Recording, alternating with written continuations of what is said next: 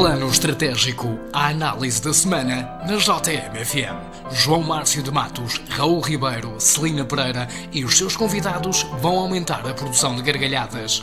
Plano Estratégico, aos sábados, às 9 da manhã, para começar o fim de semana em grande.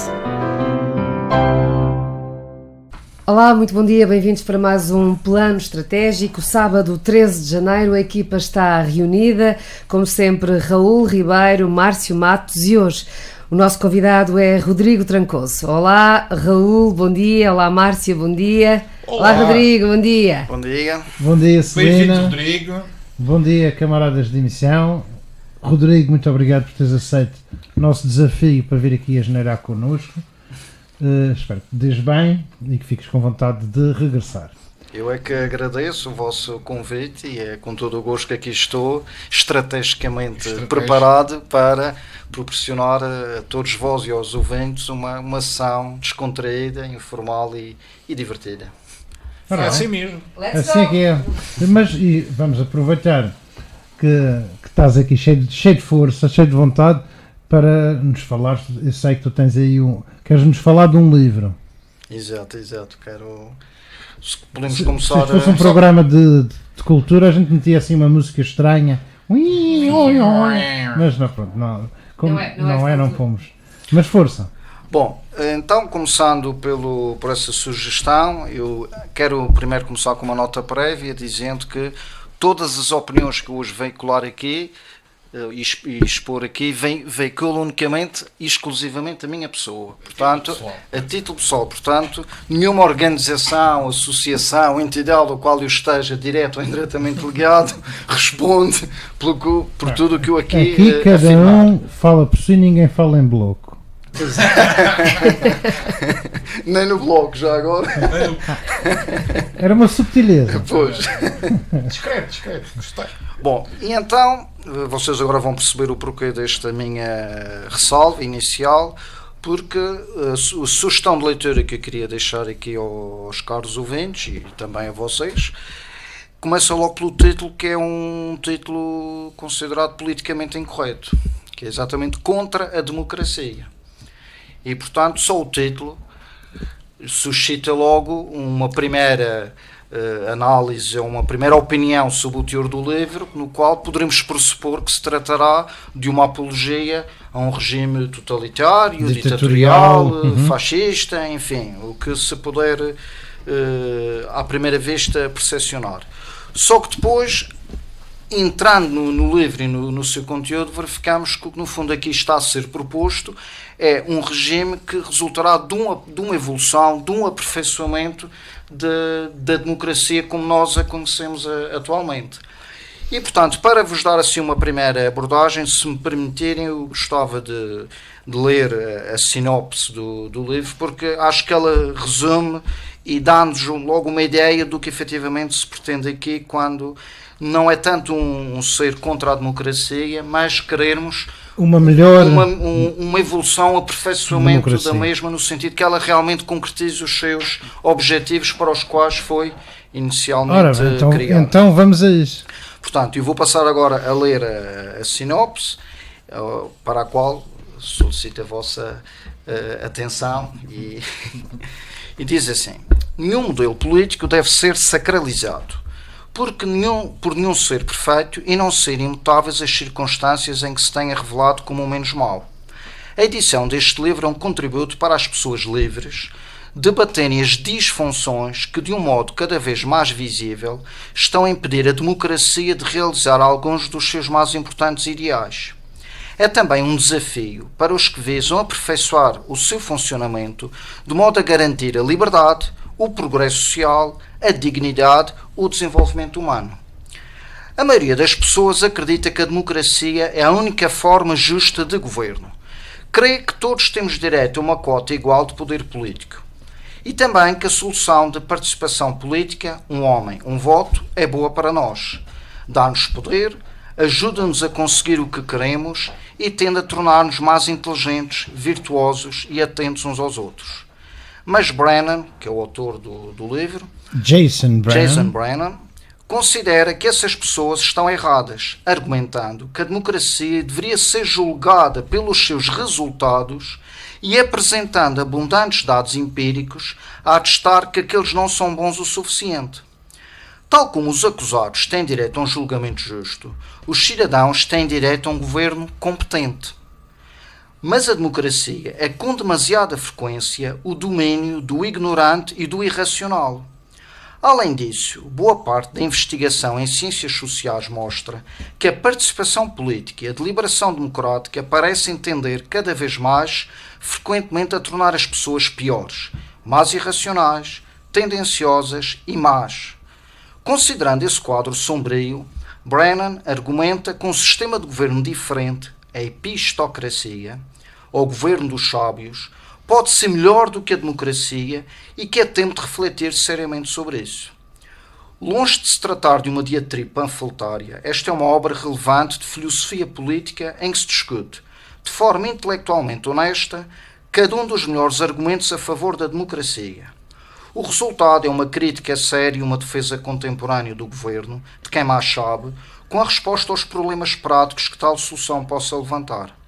Uma leitura essencial não apenas para os estudiosos de filosofia e de ciência política, mas também para todos os que consideram que a democracia merece ser discutida. Ora bem, fica aqui a recomendação aos nossos ouvintes, e que para nós, a mim aguçou-me o apetite. É uma edição da Gradiva e, como isto é um programa leve e despretensioso, vou passar a ler-lhes o primeiro capítulo. Fica a nota, obrigado por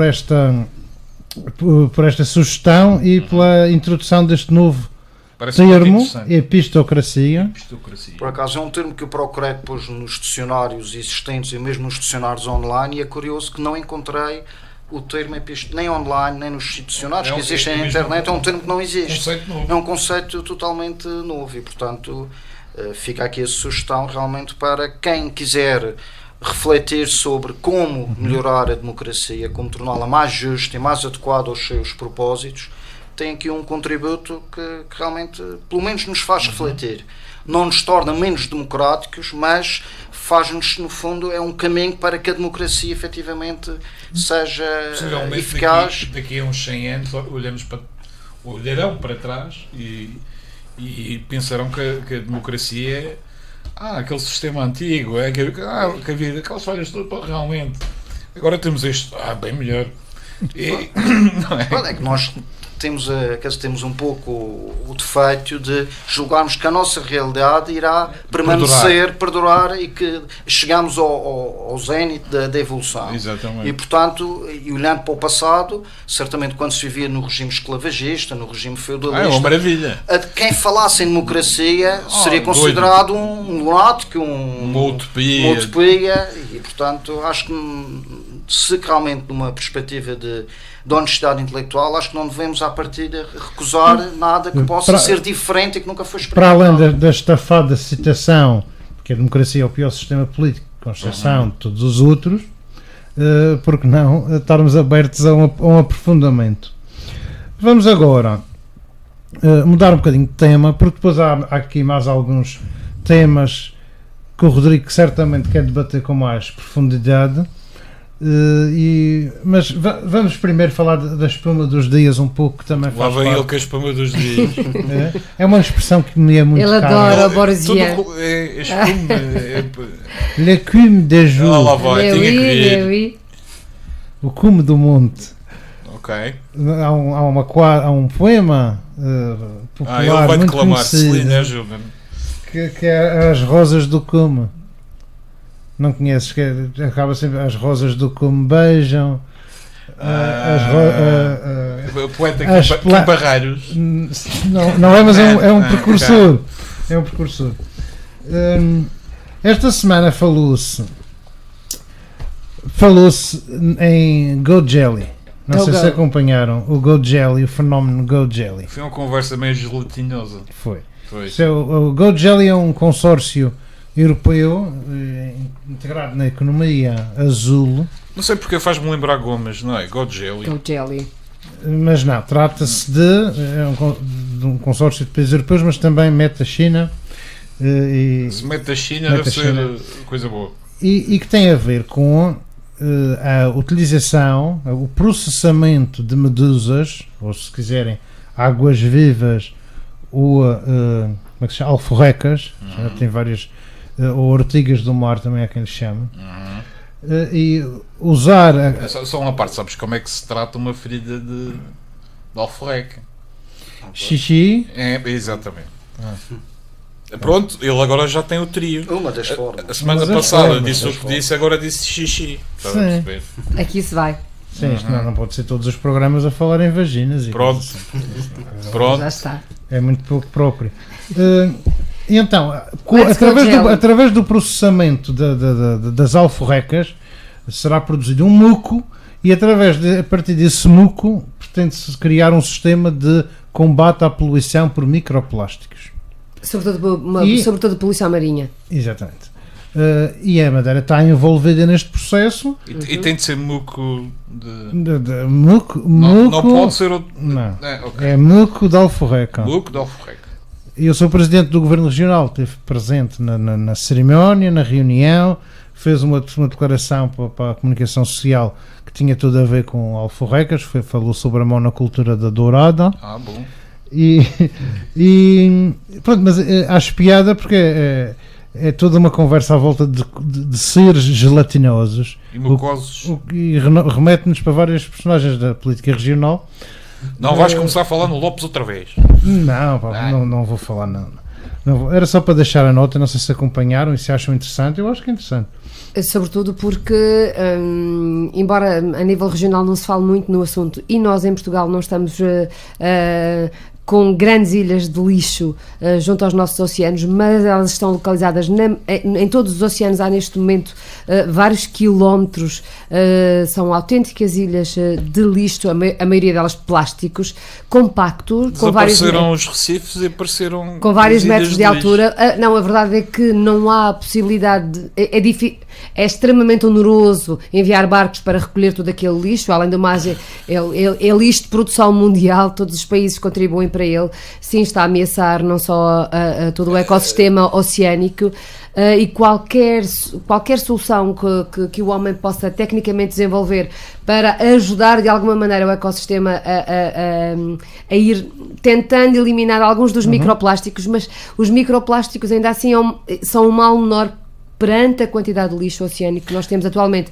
E estas são declarações feitas e que incluem um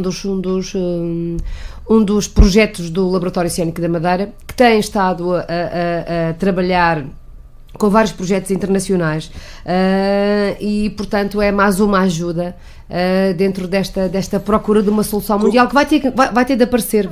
Curiosamente, um dos principais fatores de proliferação dos microplásticos são o gel de duche com aquelas partículas esfoliantes que são utilizadas. Parece areia, não percebo qual é a piada daqui, mas pronto. Eu podia... Não, mas... A verdade é que não é só uma causa, são várias as causas, mas este problema do lixo oceânico é bastante dramático e nós vivemos quase como se ele não existisse. Não, mas é interessante, eu penso que se realmente cientificamente for comprovada a utilidade dessa substância produzida pelas alforrecas para esse fim, eu penso que a Madeira, realmente tendo condições naturais, onde realmente é um habitat natural das ditas, poderá... no verão... Pois, podemos ser... Segundo as explicações que eu vi pelo representante, um dos representantes da Madeira no consórcio, é exatamente é uma praga que é transformada num recurso.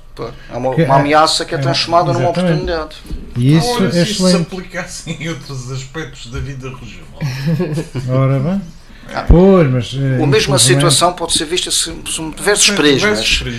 Há a perspectiva pessimista e a perspectiva otimista. Gosto da perspectiva otimista. E tu tens, não vais ter agora o confronto de gelatinoso versus betuminoso. Não, gosto mais mas o gelatinoso não me suscita tanta imaginação como o mucoso. Não sei porquê.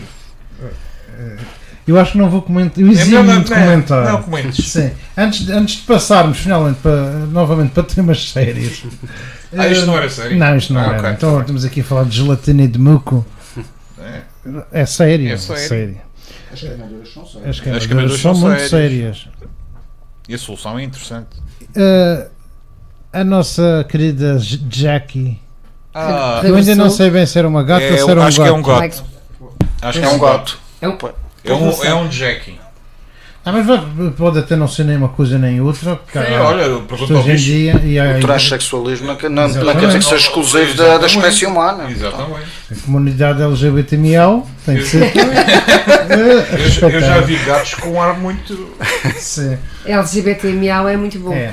Voltou a casa a Jackie para a Finally. satisfação de todos os madeirenses residentes e da diáspora que se mantêm em contacto principalmente através de uma famosa página de Facebook que é o Ocorrências da Madeira, um grupo de Facebook e toda a gente fica muito satisfeita com o bichinho apareceu.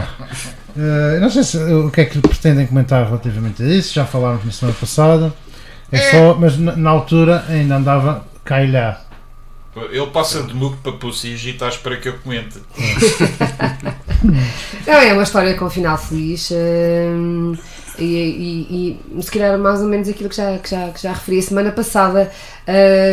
De qualquer modo, se calhar seria bom que se apure a responsabilidade, porque o que aqui está em causa é porque é que os animais não são transportados gratuitamente, as viagens e os preços das viagens que a TAP proporciona a todos os madeirenses não são preços,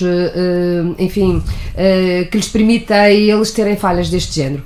Foi um animal, poderia ter sido outra coisa Aliás, qualquer. o preço de uma passagem dava para transportar o Jardim Zoológico de Lisboa todo. E nesse aspecto, e numa altura em que a TAP, muda de céu, vai mudar o seu gestor, vai continuar a ser gerida por outro conterrâneo brasileiro. De qualquer dos modos, aqui o importante era perceber o que é que se passou efetivamente para tão longo desaparecimento de um animal que, à partida, deveria ser tratado com outro cuidado. Mas O essencial aqui é saber o que é que falhou e porque é que falhou. falhou. E se as pessoas têm Não garantia acontece. que quando Novamente. entregam à confiança as suas bagagens, sejam transportando animais ou quer que seja, se temos a confiança e a garantia de que esse transporte irá ser feito com toda a segurança e zelo e cuidado. de qualquer forma, constumo que o relacionamento entre a dona e o bicho não tem sido fácil ultimamente. Ficou afetado. Por parte do animal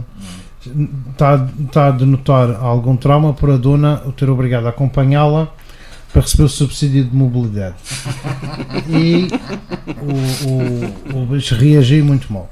A dona, por sua vez, tem-se vindo a queixar que o Jackie ou a Jackie, desde que passou aquele tempo todo na metrópole, na Gara, que ainda por cima dizem que não há nada melhor que a Gara. Cagar. Está com uma tendência urbana. Não, E o sotaque, mudou o sotaque. Está a miar com sotaque continental e diz pá depois de cada miau. Deus. A miau, pá. Não diz porreiro antes. Porreiro, pá, miau. Ok. É. Portanto, o passo seguinte é E veio com- Avancemos. E chegou com tendências mais centralistas e menos É autonomistas. capaz. Pois. Ok. Rua com o gato. Com um gato cubano, pá. Não queremos cá disso. Numa semana em que temos uma série de pequenos temas regionais que podíamos tratar e um mais pequeno ainda, que são as eleições no PS Madeira, mas vamos falar de coisas mais gerais. Também temos que aproveitar a oportunidade de poder ouvir o Rodrigo sobre uma série de temas que são importantes e que tenho a certeza que os nossos ouvintes vão gostar de ficar esclarecidos ou pelo menos com uma outra visão das coisas. E vamos falar... Queres falar da validação do voto em branco ou da lei do financiamento dos partidos? Assim, para começar. Para começar, para não se perder a oportunidade, preferia a validação do voto em branco. Então, Força. força. Pronto, a validação do voto. Desculpa, antes de começar, Celina, validação do voto em branco, assim à primeira vista, diz-te alguma coisa? Ou merece algum comentário? merece sobretudo uma reflexão. Merece sobretudo uma reflexão e se calhar não é só minha, é de todos. É preciso refletir e é preciso chegar a algumas diretrizes, a se partir para uma proposta de validação do voto em branco. É preciso chegar a algumas diretrizes que vão alterar pelo menos aquelas que existem atualmente em que não são validados os votos em branco. E também nessa reflexão é importante percebermos que consequências é que isso poderá trazer ou não, porque para a generalidade da população, creio eu, não tendo ainda refletido bem sobre o assunto, que por vezes se apresentam soluções mágicas. O voto em branco agora é uma solução mágica e vai resolver tudo. Votamos em branco e já está. Portanto, e o votar em branco significa o quê? Significa que não concordamos? Significa que não concordamos com o quê? Com um lado, com o outro ou com nada? E queremos o quê? E vamos eleger quem com votos em branco? É preciso refletir. Foste exatamente de encontro àquilo que eu pretendia, que é as perguntas que a maior parte das pessoas faz quando falar em validação do voto em branco. Vai buscar todas essas questões. E o Rodrigo, se calhar, vai-nos dar outro ponto de vista sobre isso. Pois, eu começo por agradecer as questões que a Celina apresentou, porque realmente são as questões que surgem logo quando esta questão é discutida. E são questões que, no fundo, as respostas vão justificar o porquê de eu achar que, pelo menos, esta questão deve ser realmente alvo de reflexão, discussão e, quiçá, ser uma prática no futuro, depois de devidamente debatida e discutida com todas as consequências que isso acarretará. No fundo, esta medida é um pouco também na sequência daquilo que eu há pouco defendi, que é o meu propósito será sempre aperfeiçoar a qualidade do sistema democrático. E o que se verifica muitas vezes é que as opções que são disponibilizadas ao cidadão eleitor, legitimamente, concordando ou não com isso, é de reconhecer que há pessoas que poderão não se rever nas opções que são apresentadas a sufrágio. Portanto, eu posso dar, por exemplo, um exemplo. Em Portugal isso eventualmente não poderá ainda não ter acontecido assim tão explicitamente, mas, por exemplo, em França, nas eleições presidenciais numa segunda volta, chegamos a ter um candidato de direita e um candidato da extrema-direita. E eu pergunto, um eleitor assumidamente de esquerda, perante aquelas opções, eu calculo o dilema ideológico que ele deve ter sentido entre ter que escolher entre o mal e o mal menor, sendo certo que, de certeza, não se revia em nenhum deles. E, portanto, esse cidadão, não sendo validado o voto em branco, ele votando em branco porque não se revê nem no candidato A nem no candidato B, esse voto pura e simplesmente não vai ser relevado, não vai ter expressão, não é contabilizado. Mas eu acho que a opção de uma pessoa rejeitar as opções que estão apresentadas é tão legítima e tão válida como o querer aceitar uma das opções que estão presentes. Portanto, do ponto de vista democrático, acho que é uma questão de justiça, de, no fundo, equilibrar as opções da pessoa. Exatamente. Quando eu refiro que... Até porque, se me permites, há uma explicação que as pessoas normalmente dão para, por exemplo, o voto nulo, que é ou o desconhecimento ou o protesto. O voto nulo normalmente... Ou a vontade de desenhar qualquer coisa no boletim. Sim, exatamente, que é o protesto. Que é o protesto. Pode não ser, pode ser uma distração no dia de domingo. Sim, também pode ser algo mal diagnosticado. Exatamente. Pode ser uma série de coisas. Mas o voto em branco, se formos a pensar bem, qual é a justificação para alguém se deslocar a uma Assembleia de Voto quando podia abster-se, que é o outro lado da questão, mas vai propositadamente para fazer um voto em branco? Dá quase a ideia de um desespero. E é uma mensagem que se transmite. Precisamente de um vazio. Mas é um expressar de uma revolta, de uma indignação. A não aceitação das opções. Pois, e essa não aceitação, eu pergunto, do ponto de vista democrático, é tão legítima e tão válida como a aceitação? Exatamente. Deveria de ser. Não é, mas faz sentido discutir, talvez passasse a ser. Talvez a questão que aqui se coloca é, vamos supor que há de facto uma expressão que não seja irrisória dos votos em branco, o que fazer com eles? E quem vai fazer o quê? Há sempre uma leitura política. A sua validação tem consequências políticas. Tu vais-nos tentar explicar as várias tuas ou aquelas que tu achas que poderiam ser propostas de validação do voto em branco. Mas explica como se nós tivéssemos todos 7 anos, e os nossos ouvintes também. Ou melhor ainda, explica como se tivesse na Assembleia Legislativa Regional. Portanto, a primeira consequência será os votos em branco contarem para a conversão dos votos em mandatos. Isso significará, perante a expressão desses votos e aplicando um método ou outro método para a respectiva conversão, poderá implicar o facto de haver cadeiras, assentos que fiquem vazios. Portanto, se nós temos uma Assembleia Regional com 47 deputados, eventualmente poderia acontecer que 2 ou 3 mandatos ficassem por preencher. Portanto, o peso dos votos sem representação. Isso seria uma possível consequência. No caso de uma eleição presidencial... Ou seja, em vez de certa forma, sim, passavam a contar para alguma coisa... O que faziam era retiravam... É evidente que esta medida é contra os interesses dos partidos. Exato, reduz o mas, número. Mas é por aí que eu quero... Porque é que eu defendo esta Pois, porque medida? há menos mandatos atribuídos a quem, no fundo... Há deputados que não são eleitos. Porque poderiam ser eleitos se o voto não fosse porque a válido. redistribuição que existe com a não contabilização dos votos em branco acaba por beneficiar aqueles que, não tendo os votos diretamente, acabam por obtê-los por via estatística.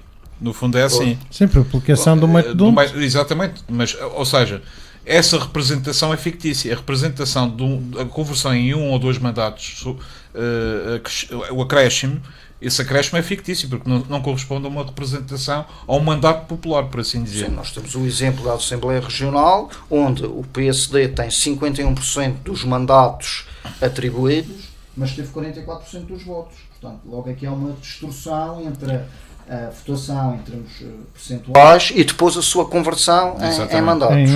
Mas, voltando à questão da validação do voto, vocês poderão dizer, mas isso seria contraproducente, porque aqueles lugares vagos, por consequências é que isso terá.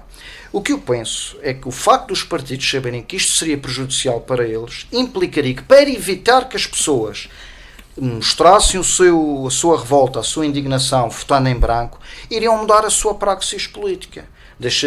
Se calhar deixariam de ser menos demagógicos, de serem muito mais cuidadosos nas propostas que faziam.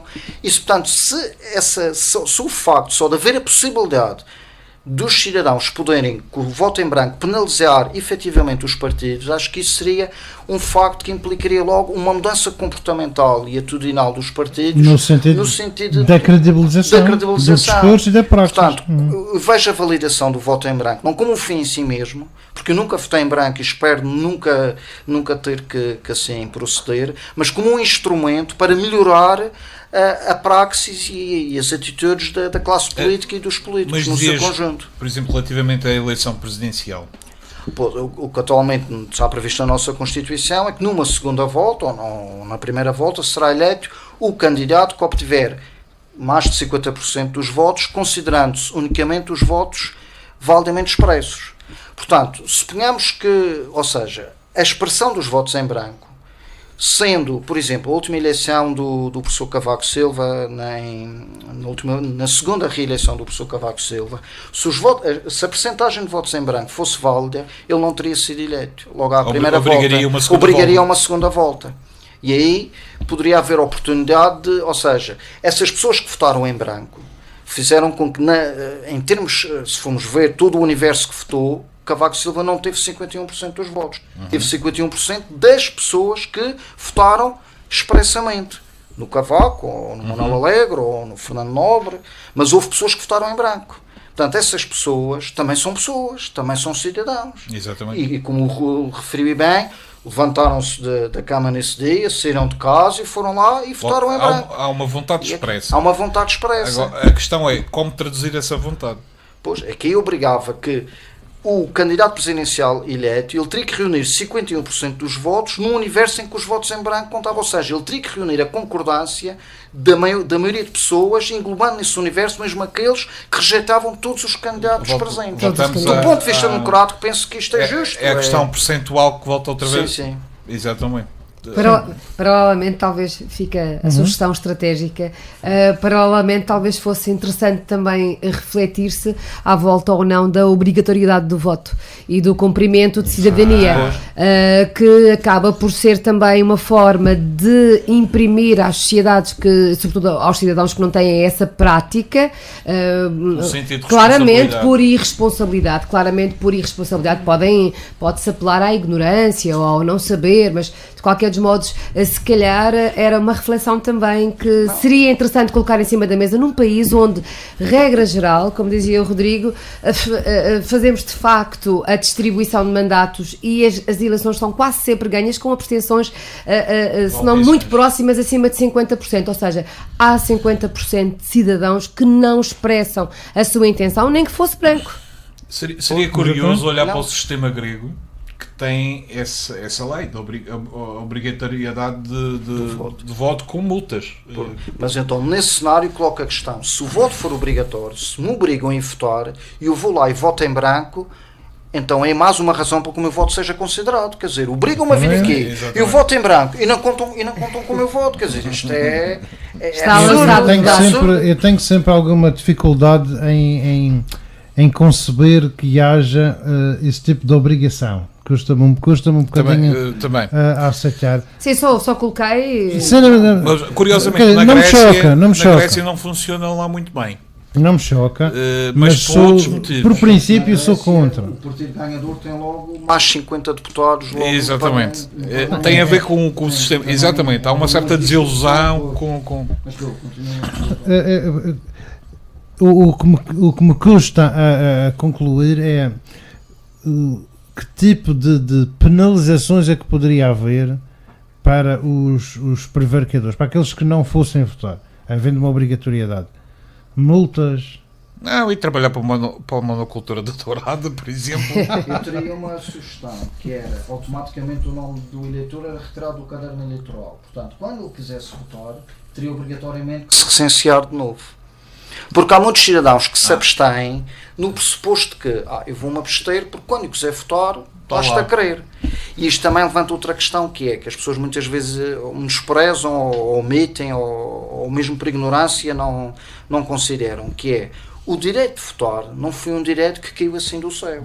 Houve pessoas que num passado não muito distante sacrificaram, lutaram, deram a sua vida para que todos nós hoje possamos ter o direito de querermos acordar no dia das eleições e dizer hoje está bom tempo, ou está chuva, não tenho paciência de sair de casa, não vou votar.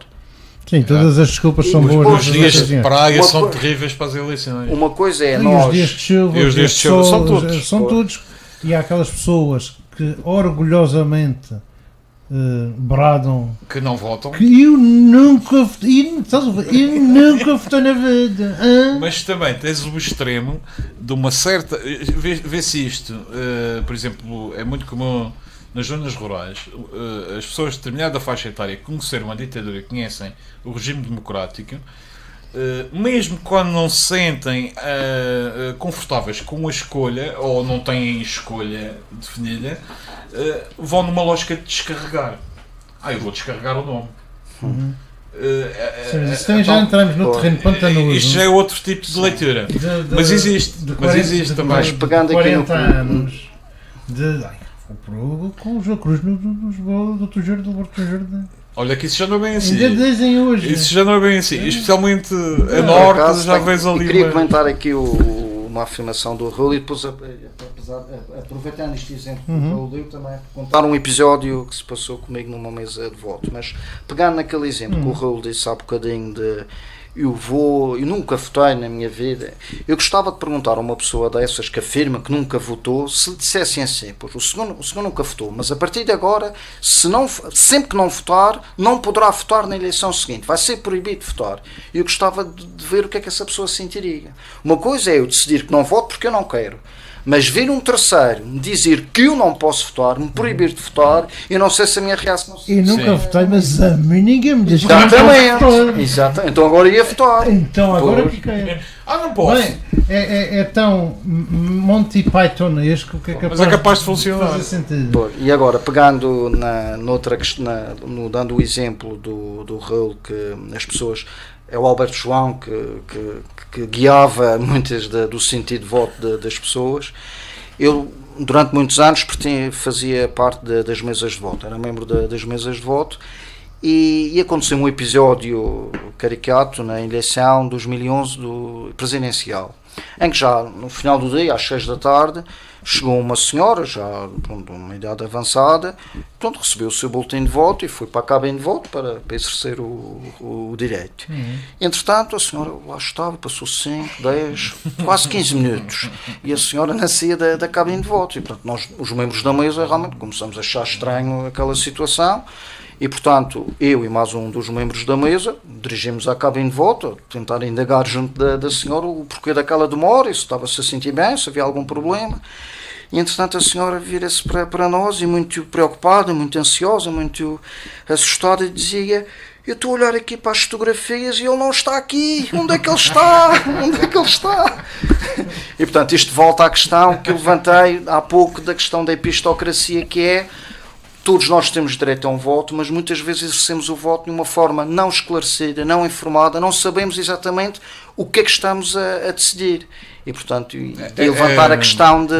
A própria questão dos... Levaria-nos a muitas outras questões que têm a ver com a qualidade da democracia, com a qualidade do voto e também com a qualidade dos votantes.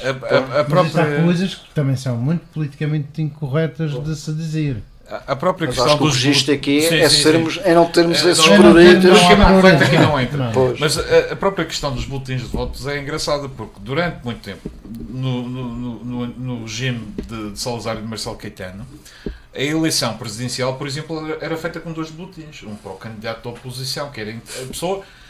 escolhia o boletim à entrada quando havia escolha, porque o mais provável era o candidato da oposição nem poder pôr os seus boletins à entrada, mas agarrava no boletim que já estava com o nome do candidato e metia na urna.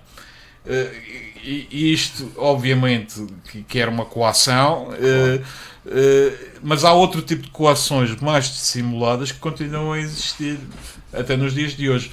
E faz-me um pouco de confusão. Isto não sei se acontece um pouco por toda a parte, mas na experiência eleitoral que tenho, há um rodopio de delegados partidários à volta do local das mesas de voto, que às vezes chega a ser um pouco intimidatório, especialmente quando são pessoas conhecidas nas redondezas. Nas redondezas. Exatamente. E, às vezes um simples pescador, às vezes a primeira vez que fiz parte de uma mesa, o que aconteceu uma série de episódios, mas eu primeiro assustei-me quando me começaram a alertar para todas as coisas com que eu tinha que me preocupar. Eu era delegado. Tens que ver se fizerem assim, podem ter um lapinhos pequenininho escondido na mão e depois vão riscar ali quando tiverem a contar os votos. É preciso ver bem se não levam na manga. Poxa, mas isto afinal, o que é que se passa aqui? E depois eu notava um ato tão simples como cumprimentar uma pessoa. Pode ter várias leituras. Pode ser intimidatório. Exato. Porque não é aquele cumprimento do olá pá, estás bom. É: sou João, bom dia. Então, vem votar. Vote bem, hein? Olha lá. Este tipo de coisa, objetivamente não se pode dizer nada. Está a coagir o eleitor. Pá, estou a cumprimentar o Sr. João. Vocês, pá, da oposição também. Enfim, mas este tipo de situações há de sempre haver. É uma realidade que começa a ficar mais mas que cá estamos nós e outros para ir cada um com as armas que tem, que no nosso caso é o humor.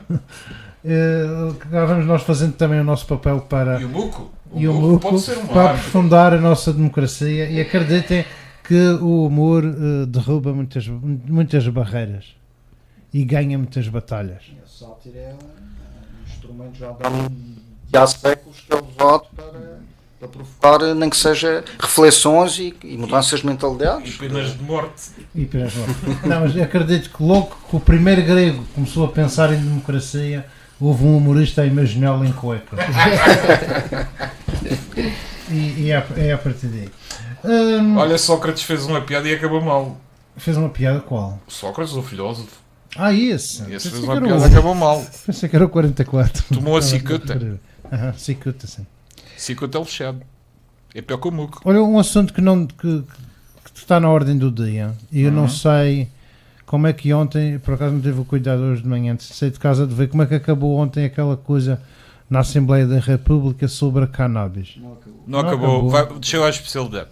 Chegou à especialidade para ser discutida e pronto. Mas parece-me a mim, pelo pouco que vi do debate, que o PCP mantém-se intransigente na recusa em admitir que, ou melhor, encara a utilização de cannabis para fins recreativos. ou melhor, neste caso que seriam para fins terapêuticos, mas encara como uma porta para o uso recreativo. E parece-me haver um pouco mais de abertura da parte dos verdes. Houve ali o que não é habitual, houve ali um deslocamento da placa tectónica. Mas achei curioso que o PAN e o Bloco mantiveram-se firmes na proposta. O PS também tinha muitos apoiantes na bancada. Não sei se as outras bancadas tinham apoiantes da proposta ou não. Pois no PS não, havia liberdade de voto, portanto. Sim, houve, no PC parece-me que não vi. Era frontalmente contra. O CDS nem vale a pena perguntar. Portanto, mas o consenso foi obtido no sentido de descer à Comissão, sim, sem votação, para tentar-se chegar a uma solução proposta mais abrangente e que reúna, pelo menos, se não o consenso, a maioria. E a título pessoal, o que é que achas da proposta? Portanto, é assim, existe, como vocês sabem, uma realidade que já existe na Europa em que a cannabis é usada para esses fins. Terapêuticos, terapêuticos, medicinais, e portanto, se é uma realidade que já existe, se há um conjunto de especialistas da área médica e da área clínica e da área científica que referem os aspectos positivos do uso nessas condições, eu, como leigo na matéria, não tenho logo uma posição de rejeição, embora compreenda as reservas no que diz respeito ao autocultivo e à possibilidade de poder ser usada. É uma questão sensível. As minhas reservas vão um bocadinho já mais por aí. Há aqueles que não se pode, que hoje em dia, como eu já tenho dito várias vezes, ou somos do preto ou somos do branco. E as maiorias não admitem que se seja, as maiorias e algumas minorias, que se seja o cinzento, de certa forma. Okay. Não no pior sentido. Queres da ser forma. cinzento? Não é ser cinzento, é não ser maniqueísta.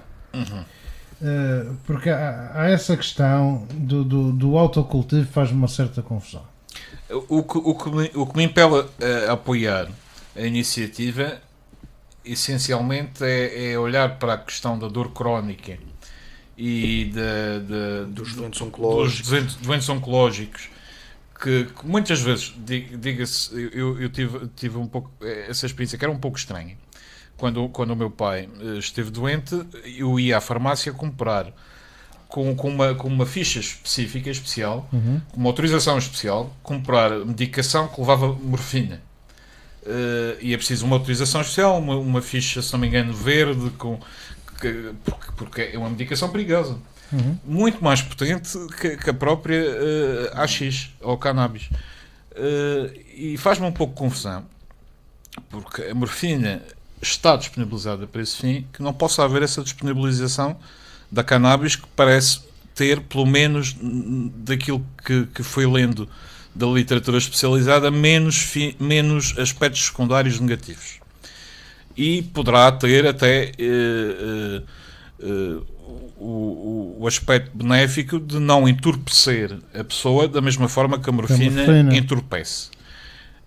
Eu achava brilhante se tivesse tido essa oportunidade de ver o meu pai muito mais consciente nos seus últimos dias e de certa forma lidar com a questão da partilha de forma mais serena, é ótimo. Ter agora, outra qualidade de vida. Ter outra qualidade de vida. Claro que o aspecto que falaste da cultura parece muito interessante, mas já um pouco secundário no meio disto tudo. Sim, mas é secundário, mas tudo isso está em análise agora. Exatamente.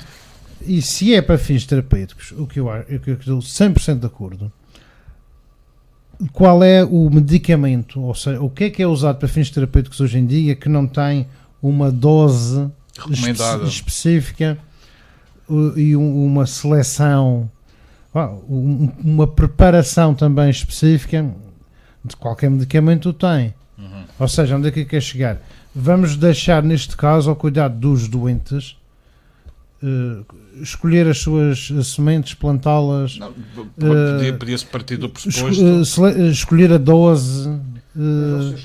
Podia haver um fornecimento farmacêutico. Com qualquer medicamento que tenhamos em casa. Exato. Se nós não cumprirmos com a dose recomendada, qualquer medicamento que existe, não sendo ingerido com conta peso e medida, também provoca grandes riscos para a saúde do doente. Portanto, isso acaba por se tornar depois, mesmo não havendo autocultivo, essa questão, em termos de medicamento, também se poderá colocar, mas coloca-se também para todos. Mas, por exemplo, aí até há medicamentos, nem falando do caso da morfina. Por acaso, com essa fiquei convencido. Passa aí.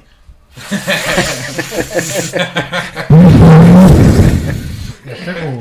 Mas a questão dos medicamentos que temos em casa é engraçado, porque há pessoas que geram dependências com esses medicamentos, não é preciso mais, e têm mocas bem maiores do que em Santiago de Compostela. Eu não sei, a medicação que eu costumo usar tem rolha. Tem rolha? Por isso não sei falar disso. A parte de fins recreativos, isso aí já tenho lido tanta coisa que fico com... Agora temos um exemplo a observar de perto, que é o da Califórnia, que legalizou o consumo recreativo da marihuana. Gosto de dizer assim, marihuana, não é? Sou a melhor. Sou. E poderá ser um caso de sucesso, poderá não ser. É uma questão de vermos o que é que acontece, mas não sei, eu fico sempre pé atrás, que eu vejo tanta substância de acesso legal por aí, com efeitos bem mais adversos, que causam-me alguma confusão todo este bicho de 7 cabeças à volta de algo que em termos comparativos não é assim. Isso depois também levanta outra questão, que também dava pano para mangas, que é os anos, as décadas de proibicionismo não impediram a existência do flagelo. Exatamente. E portanto, será que se deve persistir pela via do proibicionismo ou pensar noutras alternativas? Noutras soluções? A formação queres dar uma passa nesta conversa ou não? Posso dar uma passa? Sou absolutamente a favor do uso da cannabis para fins medicinais. A única coisa que posso acrescentar é que os medicamentos todos são drogas, mas mais potentes, outras menos potentes, e que se calhar há uma banalização. Estou aqui a lembrar-me, por exemplo, no caso dos antidepressivos e todos os opiáceos, que são utilizados, claro, de acordo com a prescrição, mas que têm os efeitos que nós sabemos. Para fins recreativos, eu francamente, não gostando muito do proibicionismo... Preferes o Clonix? Pois não sei, o Clonix. O Clonix é mais analgésico, acho que em termos de... Não, vai ser melhor, é melhor não ser o Clonix. Mas a questão aqui, em termos da liberalização de substâncias, e fala-se muito da liberação da cannabis, exatamente, Márcio, porque, enfim, as investigações que existem apontam para o facto de, em termos de drogas, ser uma droga leve e, como tal, ter consequências orgânicas e biológicas menos impactantes do que a heroína e a cocaína e por aí além, mas não deixa de ser uma droga. Mas se formos ver, o tabaco também é uma droga, e se calhar alguns fumos, enfim. Exatamente. Há legislação que regula. Eu penso agora, que é proposto... medicinais, me parece uma questão absolutamente...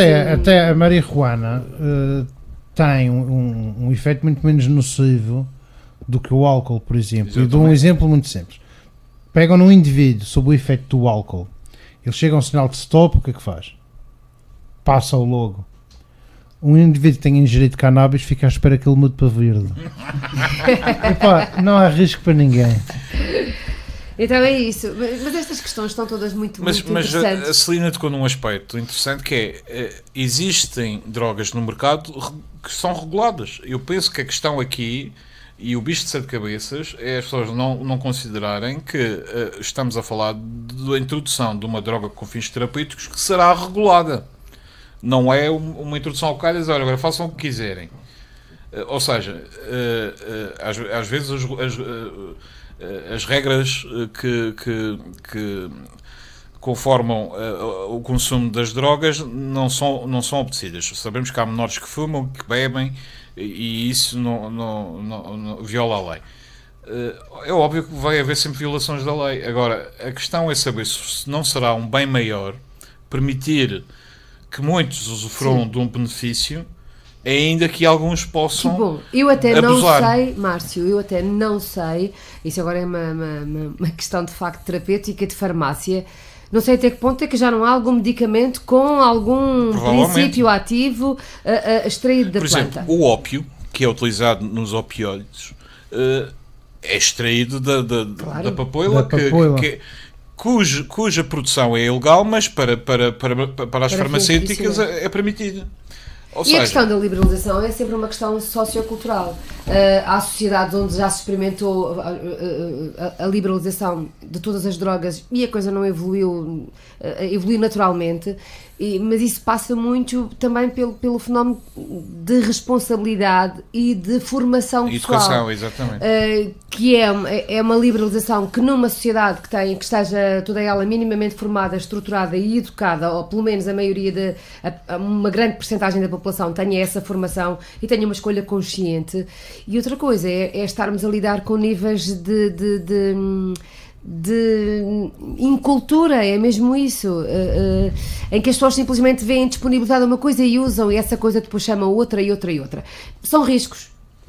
Aí tem outro aspecto que é interessante, porque o facto de ser proibido não quer dizer que não seja utilizado. O mercado negro continua a funcionar. Sim. Exatamente.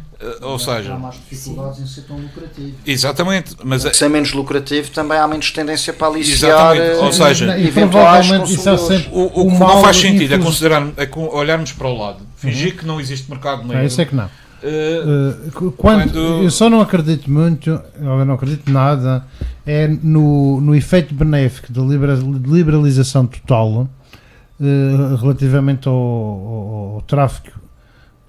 Já deixaria de ser tráfico. Sim, ou pelo menos seria comercialização. É que a comercialização tem uma coisa muito boa para as finanças. Não, mas mesmo do tráfico, explico porquê. O mal anda sempre 2 passos à frente do bem. As atividades ilegais também são taxadas, supostamente. Não querendo ser ilegal, faltam 8 minutos. Como o tempo voa. A mim calha-me este papel. Como o tempo voa quando estamos a vocês. É um tema interessante. Porquê que o mal está sempre 2 passos à frente do bem? Porque para cada droga das que já se conhecem liberalizada, surgirão mais algumas que terão um efeito tão pernicioso e tão letal que haverá uma tendência para as proibir e continuarão a ser... Tu estás a falar de uma ilha onde há crianças que bebem fertilizante. Exatamente. Nós temos crianças a começarem a gerir álcool também muito cedo. Exatamente. Nas famílias mais destruturadas. A questão da precariedade social joga imenso com isto. É óbvio que aí o fator essencial, como disse a Celina, como disse tu, é a educação.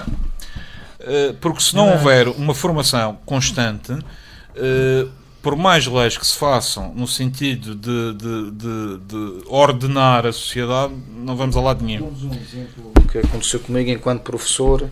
Eu leciono na escola de básica e secundária Lucena Andrade, em São Vicente. E no regulamento interno da escola há a possibilidade de os alunos poderem, durante os intervalos, saírem do perímetro escolar, portanto, virem para a rua. Qual é a consequência prática disso? Muitos dos alunos que aproveitam essa possibilidade vêm cá para fora para poder fumar, para poder ir ao bar que existe ao pé da escola, e aí o que consumirem não há nenhum controle. E eu pergunto, quando é o próprio sistema educativo que permite esta situação, como poderemos combater desde a tenra idade a adoção deste tipo de como comportamento? podem os pais confiar no sistema educativo? Bom, mas e os pais têm uma grande responsabilidade, porque eu Exatamente. recordo Mas que ou na altura, autorizam ou não autorizam. porque o facto dos alunos poderem sair é com autorização do respectivo encarregado de educação. então, Mas o nesse que é caso- caricato? Ora bem. Eu, quando fazia as matrículas, aconteceu muitas vezes ao fazer a matrícula dos miúdos de 5º e 6º ano, miúdos com 10, 11 anos. E, portanto, quando eu perguntava ao pai, dizia, o aluno tem a possibilidade de ter o cartão verde que permite sair nos intervalos, ou tem o cartão vermelho, nunca sabe, só vai ser no final do dia, quando acabar as aulas do dia. E aconteceu muitas vezes, em vez de ser o pai ou a mãe a tomar a decisão, vira-se para o filho, uma criança de 10, 11 anos, o que é que tu queres fazer? O que é que te apetece fazer? E ele ficava abismado com, quer dizer, são os miúdos de 10, 11 anos que, neste caso, mandam objetivamente nos pais. Os pais demitem-se Da responsabilidade. Esse é o problema. Pois. Essa é a questão foco. Isso É aí o já- modo já- como gerimos as liberdades a começar em casa, os limites a começar em casa. É uma questão educacional e é uma questão cultural. E se calhar é mais uma questão que ficaríamos aqui a noite inteira a falar, aí amanhã que é até que também. ponto é que eles não devem mesmo sair sempre, porque mais vale começarem a sair aos 11 anos e vão fazer certas experiências e depois vão fazer outras aos 14 e outras aos 15, Exatamente. do que ficarem presos e de repente vêm-se na rua. Aos 15 já é Mas mais este mútuo. trabalho é um trabalho de saúde familiar, é um trabalho de saúde familiar, Ora bem. de saúde do ambiente familiar. Feito esse trabalho, feita essa responsabilização e esse exercício de responsabilidade dos educadores, dos pais, dos irmãos, de quem está à volta, também há uma responsabilização do próprio. Ora, os Ora, pais nem são os mais. primeiros a se desresponsabilizarem. Eu não admitir- sabia e ele é Raul, que sabe. yeah. Só aqui uma dúvida. Diz-me. 5 minutos, 5 minutos, Esta 4. questão da legalização da cannabis era para introduzir o tema das eleições do PS Madeira, certo? Do PS Madeira. Olha, não sei, Não. mas tem que Não, não introduzir temos alguma tempo. coisa, introduzam depressa, Não só temos 4 não minutos. temos tempo Ninguém para introduz isso. nada que ainda dá muco. Não temos. Ih, Bem, ok. Desta vez não fui eu, Ok, Celina. eu peço. Pode ser que Passamos seja- ao nosso patrocinador. Pode ser aquela parte que o microfone não funcionou. Não, isto está a Sim, falhar. não, está tudo ok. Está a falhar, está a falhar. Não está, não. Falta o café. Falta café. Mas o café é sempre da responsabilidade do Márcio, ficam já todos os ouvintes a saber, Nós- e ele hoje esquecesse da cafeteira em casa. É, da máquina, cafeteira. máquina. Foi. A nível dos temas que poderíamos tratar, se começamos a falar nas eleições do PS Madeira, nem sequer dá para aquecer. As eleições nacionais do PSD já falámos, pegando no exemplo do Rodrigo há bocado, dois de direita, um mau e outro pior. Portanto, era um exemplo francês, mas aplica-se perfeitamente É uma questão de cabelitos. às eleições do PSD Nacional. A lei do financiamento dos partidos também já não temos tempo para falar, mas fica para outra. Eu vou muito rapidamente falar aqui de vários temas em catadupa. Ui. Mais 4 milhões para a lota, bling, avance 2 casas. 35 milhões para a Via Express, bling, avance 3 casas. Para, vês para essa zona. Ponta do Par, Feijão da Ovelha. Costa Sul, está mal. Está mal. Querias para o teu lado? Não, eu estou bem como estou. Não ok. preciso de mais nada. Mas também há um troço interessante. São Jorge São Santana. Jorge Santana também Está previsto. Sim.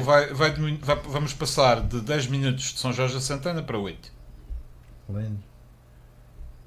E reabriu o aterro do Porto Novo. Mas uma estrada mais segura, verdade seja dita, que ao menos não vamos com o rocha na cabeça.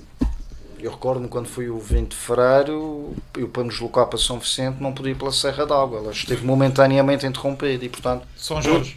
tive que ir muitas vezes por Que é um percurso ainda um pouco penoso, pelo menos em termos de curvas. e mais longínquo, obrigou-me a levantar muito mais cedo, Ora bem. enfim, foi. Mas Vão ver o que eu sofro. podemos terminar com palpites. Márcio, palpite, quem tem- vai ganhar o PS Madeira? Tem um Vai minuto ganhar. para palpite. Adorado. Quem? Adorado. A Dourada. É o teu palpite minha final. aposta- Eu voto Adoro. branco. Celina, Eu voto tu branco. votas branco. Isto está lindo, por acaso. Rodrigo, assim algum prognóstico? Pô, bom, não parafraseando o célebre jogador de futebol que diz que prognósticos são Sabe o do que é fim, o jogo? Eu presumo que isto não significa um desejo. Uma manifestação de intenções. Mas prevejo que eventualmente será o Emanuel Câmara a vencer as eleições. Eu também acho que é o Paulo Cafufo, sim. Posso alterar o meu sentido de voto Pode ser deputado. para o Muco. Ok. Pois vai, estamos mesmo a chegar ao Estamos a chegar final. mesmo ao fim. Sim. Um abraço a todos os ouvintes, ao Donald Trump e aos seus shitholes também. E aos eleitores do PS de Madeira. E aos do PSD também, que estão este Ah, sábado não, também a isso- pensar, não é? Os do PSD. Ok. Havendo umas primárias abertas à sociedade civil e gostaria de votar nessa eleição, votando em branco. Pronto, Pois. olha, aí está. Curiosamente já existe nos Estados Unidos.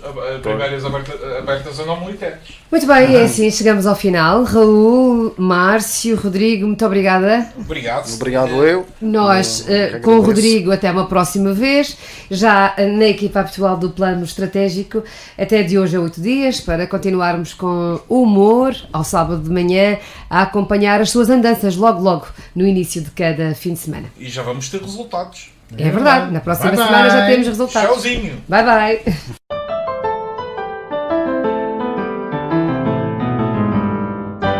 Plano Estratégico, a análise da semana na JMFM. João Márcio de Matos, Raul Ribeiro, Celina Pereira e os seus convidados vão aumentar a produção de gargalhadas. Plano Estratégico, aos sábados, às 9 da manhã, para começar o fim de semana em grande.